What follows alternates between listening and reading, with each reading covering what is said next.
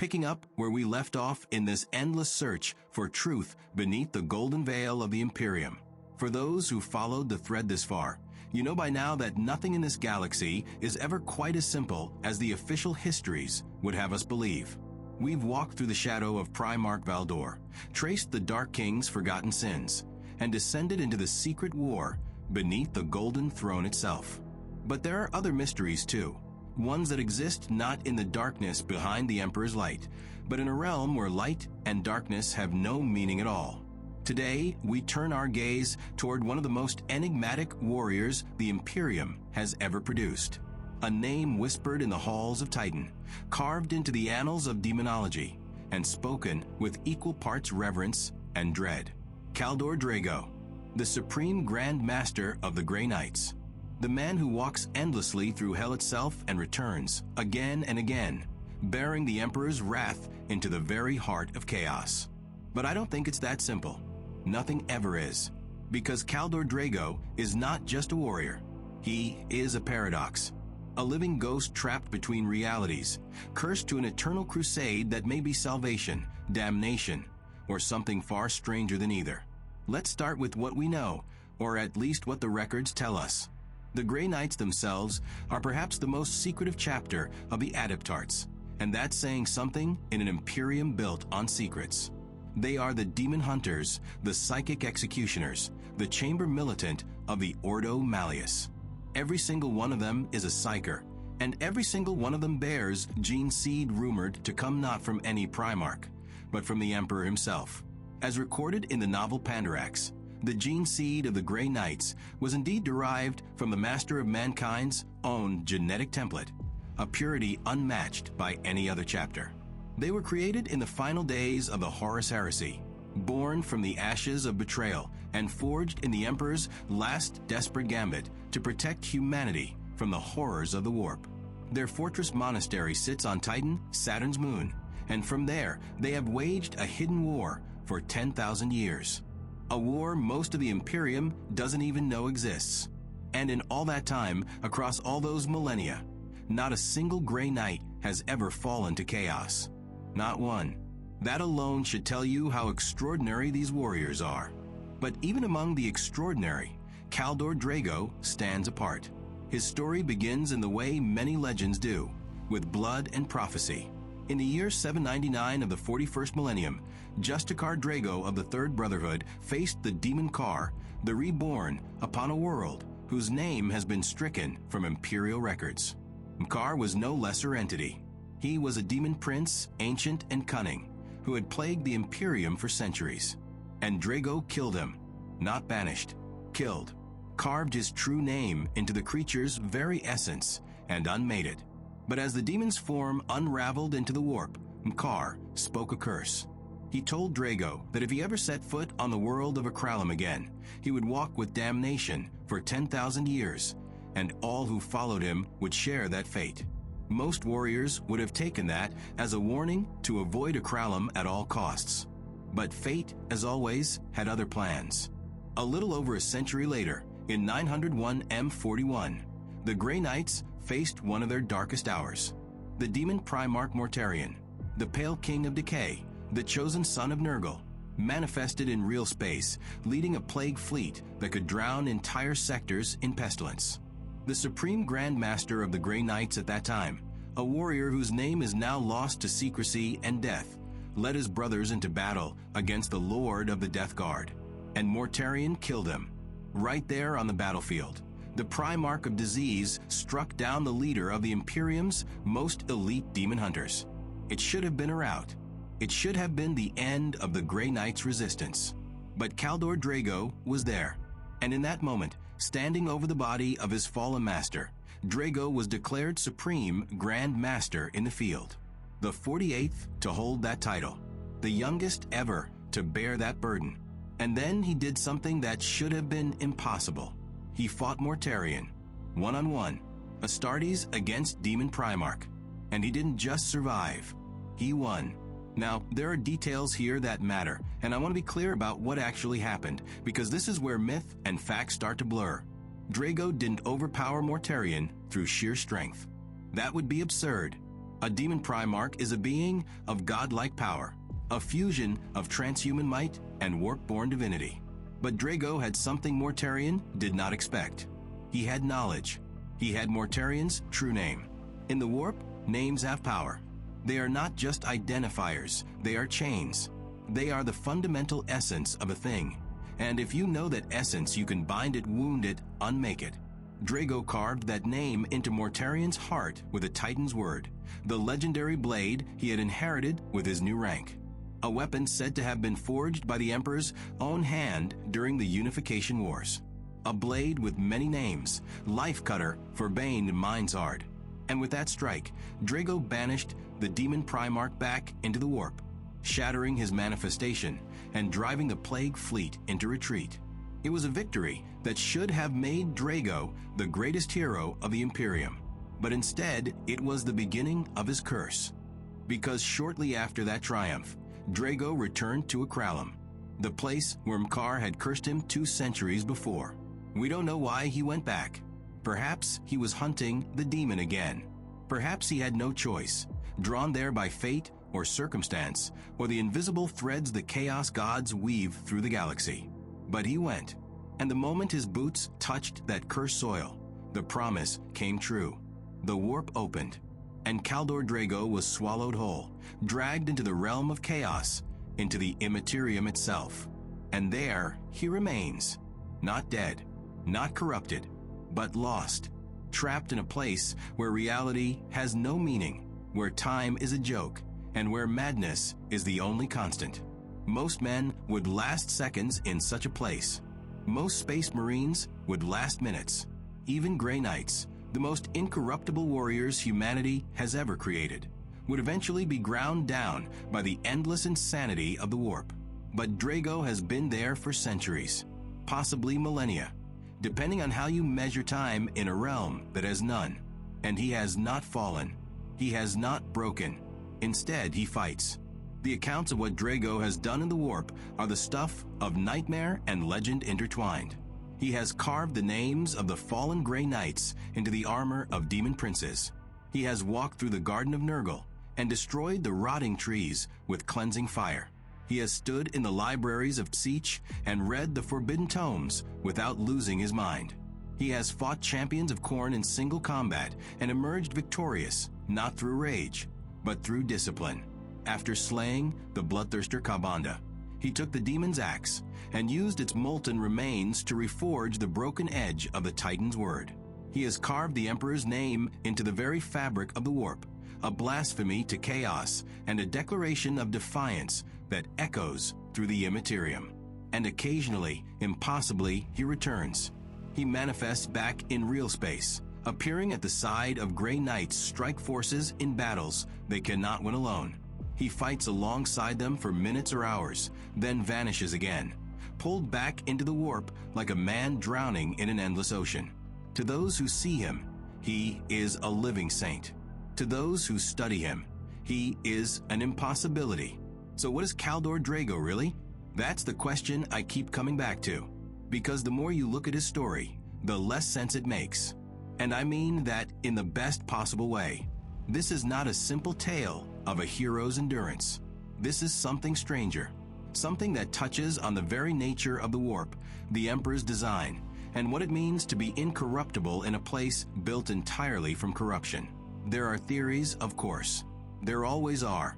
And I want to explore them with you, because each one reveals something important about the Imperium, about chaos, and about the thin line that separates salvation from damnation. The first theory is the one most people assume without question, that Draigo is simply that strong, that his faith in the Emperor is so absolute, his will so unbreakable, that he can endure what no other being could, that he is, in essence, the ultimate Grey Knight, the living embodiment of everything the chapter was created to be. And there's truth to that, no question. Draigo is exceptional even among the exceptional. His psychic might is formidable, his swordsmanship unmatched, his knowledge of demonology unparalleled. But is that really enough to explain what he's doing? To walk through the warp for centuries without corruption is not just a matter of willpower. The warp is not a test you can pass through determination alone. It is a living, malevolent ocean of thought and emotion, and it does not play fair. It doesn't break you with honest challenges. It breaks you with lies that feel like truth, with desires you didn't know you had, with despair disguised as revelation. The Chaos Gods are not stupid. They are ancient, cunning, and infinitely patient. So why haven't they corrupted Draigo? Why haven't they twisted him into something monstrous? One possibility is that they're trying and failing. That Draigo is genuinely beyond their reach, a singularity of purity in a realm of sin. But what if that's not the case? What if his survival isn't despite the Chaos Gods, but because of them? That brings us to the second theory, and it's a darker one. What if Kaldor Draigo's endless crusade through the warp is exactly what the Chaos Gods want? Think about it. The ruinous powers don't just feed on corruption. They feed on emotion, on struggle, on conflict. Khorne doesn't care from whence the blood flows, only that it flows. Siege delights in paradox and impossible puzzles. Nurgle loves the cycle of death and rebirth, the endless suffering that teaches acceptance.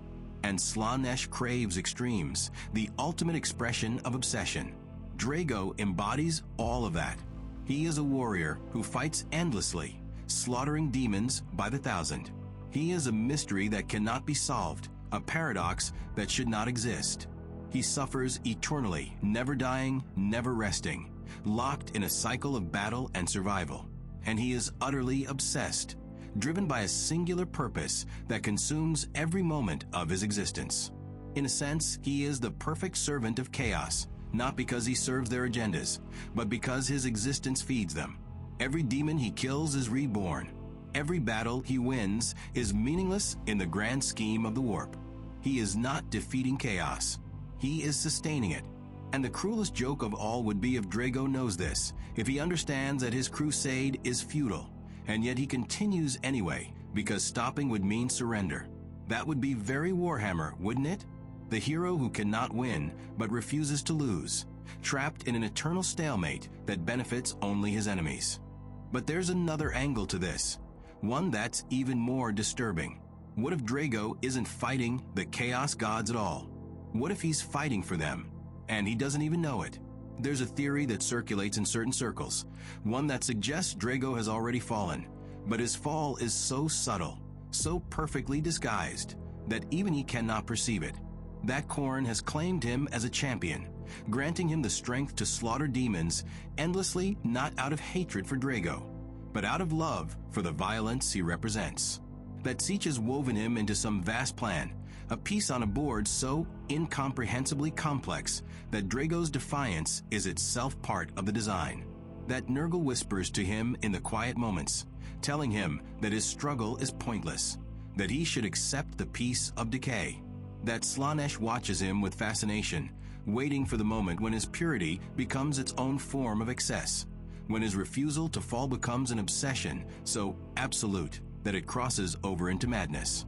I don't think that's true, but I also can't prove it isn't. And that uncertainty, that inability to know for sure whether Draigo is saint or pawn, hero or fool, that's the most terrifying part of his story. The third theory is the one I find most compelling, and it's the one that connects Draigo to the deeper mysteries of the Imperium. What if Kaldor Draigo was always meant to end up in the warp? What if his banishment was not a curse, but a design? Consider the Emperor. The master of mankind is many things, but random is not one of them. Every action he took during the unification, the Great Crusade, and the heresy was calculated, planned, woven into strategies that span centuries. The creation of the Grey Knights was one of his final acts before being entombed on the Golden Throne, and we know from multiple sources that their gene seed came from him directly. They are his sons in a way that even the Primarchs were not, because they carry his genetic legacy without the intermediary of the Primarch's flawed designs. And if the Emperor created the Grey Knights to fight demons, if he knew that the warp would be the true battlefield of the next 10,000 years, then doesn't it make sense that he would prepare a weapon for that war? Not just a chapter, but a champion. A singular warrior who could walk through the warp itself, who could carry the Emperor's light into the heart of chaos and survive. Draigo's curse from M'kar might not have been a curse at all. It might have been a trigger, a mechanism to ensure that Draigo would be where the Emperor needed him to be. And Mortarion's defeat, that moment when Draigo learned and used a demon Primarch's true name, that might have been a lesson. A revelation that in the warp, knowledge is more powerful than strength, and that names, true names, are the keys to victory. If this theory is true, then Draigo is not trapped. He is deployed.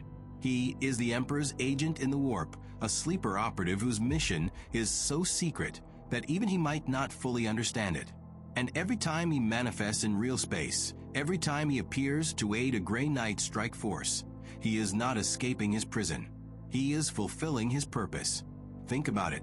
The warp is where the Chaos Gods are strongest, where they are most real. It is their domain, their home, and no force in the Imperium can reach them there. Except for Draigo. He is the one piece on the board that can move through enemy territory without being captured. And if the Emperor is still aware, still fighting his own war from the Golden Throne, then Draigo might be his most important weapon. Not because of the demons he slays, but because of what he represents. Proof that the warp can be walked. Proof that chaos can be resisted. Proof that humanity's light can shine even in the darkest abyss. That would make Draigo not a victim, but a martyr by choice. A warrior who accepted damnation so that others would not have to. And if true, it would mean that the Emperor's cruelty, his willingness to sacrifice one man to an eternity of suffering, was not cruelty at all. It was necessity. Or at least, that's what we tell ourselves. But there's a flip side to this, and it's one that I can't ignore. What if the Emperor didn't intend any of this? What if Draigo's survival in the warp is not part of the plan, but a deviation from it? The Emperor is not omnipotent. We've seen that again and again throughout the lore. He makes mistakes. He miscalculates. The Primarchs were supposed to be perfect, and they weren't. The Webway Project was supposed to save humanity, and it failed. The Horus Heresy was supposed to be prevented, and it happened anyway. So what if Draigo is another miscalculation? What if the Emperor designed the Grey Knights to be incorruptible, gave them his gene seed, made them into the perfect demon hunters, but never anticipated that one of them would end up trapped in the warp for centuries? What if Draigo's survival is not a triumph of the Emperor's design, but an accident, a mutation, a flaw in the genetic code that makes him unable to die in the warp, but also unable to escape it? That would make Draigo a tragedy, a man cursed by his own perfection, too strong to be killed, too pure to be corrupted, but too lost to be saved. And it would mean that every time he appears in real space, every time he fights alongside the Grey Knights, he is not fulfilling a mission. He is screaming for help. There's one more theory I want to touch on, and it's the strangest one of all. What if Kaldor Draigo is not a man anymore? What if he stopped being human the moment he entered the warp, and everything since then has been something else wearing his shape? In the warp, identity is fluid. You are what you believe you are, what others believe you are, what the warp itself believes you are. And Draigo has been there so long, fighting so endlessly, that he has become a symbol. To the Grey Knights, he is the ultimate warrior, the supreme Grandmaster who never fell. To the demons, he is the pale terror, the human who should not exist. To the Chaos Gods, he is the thorn that cannot be removed. And in the warp, belief creates reality. So what if Draigo the man died centuries ago, his soul finally worn down by the endless horror, and what walks through the realm of chaos now is not him, but the idea of him, a psychic construct, a living myth, powered by the faith of the Grey Knights, and the fear of the demons, and the Emperor's dying will? That would make him a ghost, a phantom knight, forever locked in battle, forever appearing and disappearing, because he is not bound by the rules of mortality anymore. He is a story that refuses to end, a legend that has become real, a saint who never lived but will never die. And if that's true, then the question isn't whether Draigo is a hero or a victim. The question is whether he's real at all. I don't have the answers. I wish I did.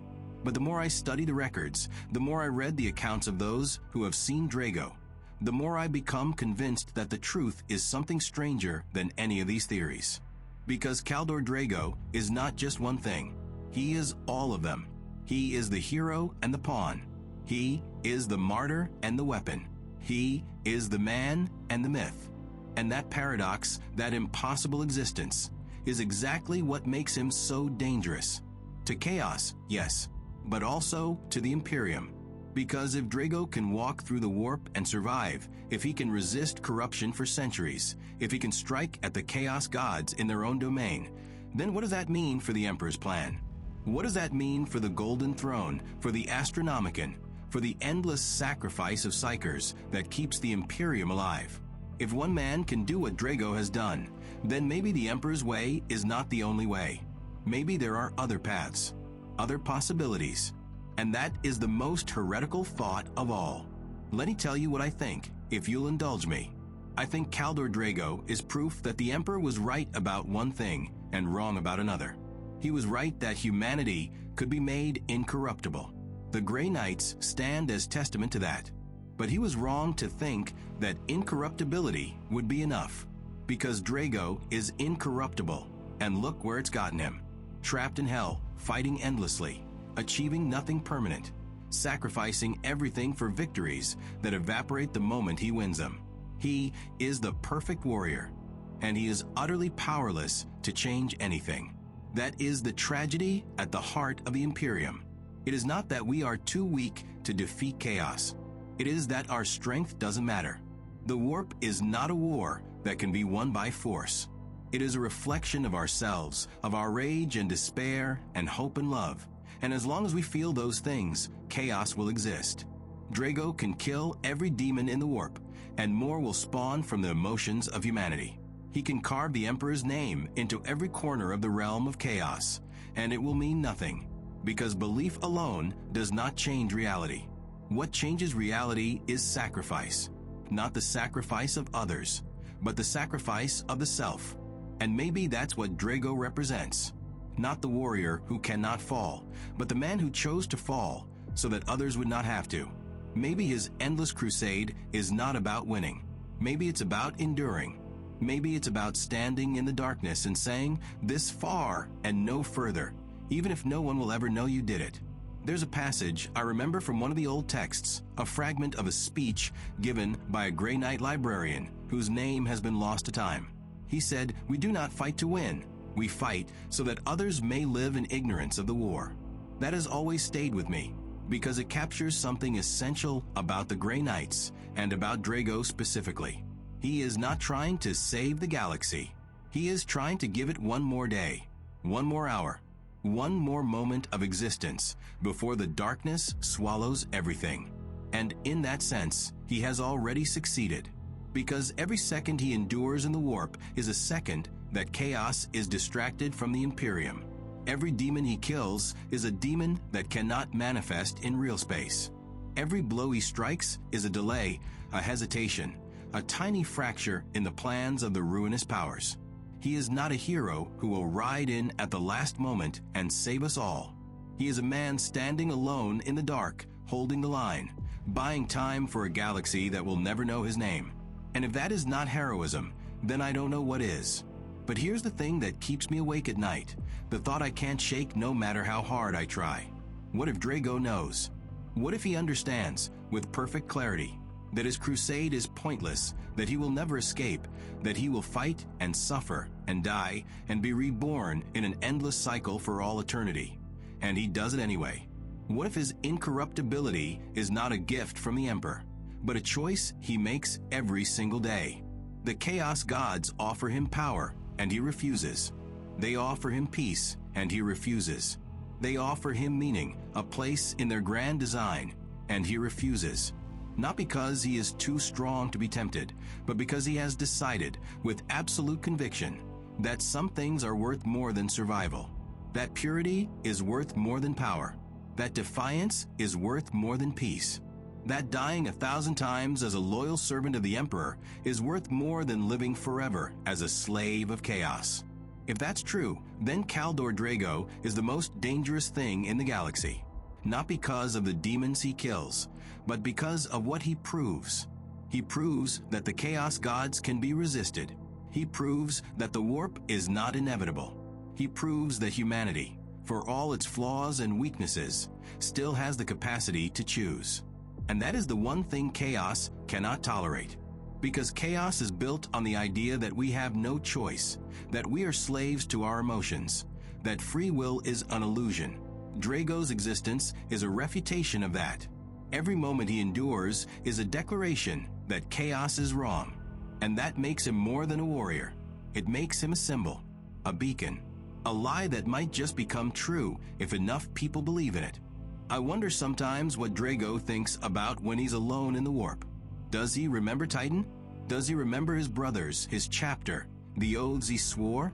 Or has it all blurred together into an endless gray haze, the past and future collapsing into an eternal present, where the only reality is the next fight, the next demon, the next impossible victory? I wonder if he's afraid, not of dying. The Grey Knights are bred without fear of death, but of becoming what he fights, of looking into himself one day and finding that the line between him and the demons has disappeared, that he's been fighting for so long, killing for so long, that he's forgotten what he's fighting for. I wonder if he prays, if he reaches out to the Emperor across the vast gulf of the warp and begs for guidance, for relief, for an end, or if he has moved beyond prayer, beyond hope, into a state of existence where the only thing left is duty, cold, absolute, unbreakable duty, the kind that does not ask for reward or recognition or even meaning, the kind that simply is. And if that's what he's become, then I don't know whether to pity him or envy him, because that is a level of transcendence that most of us will never achieve. To act without hope, without despair, without anything except the pure knowledge of what must be done. That is what the Emperor intended when he created the Grey Knights. And if Draigo has achieved that, then maybe his curse is the greatest gift the Imperium has ever received. But what do you think? Was this the Emperor's plan or his curse? Let me know your theories below. And remember, the light of the Imperium always casts a shadow.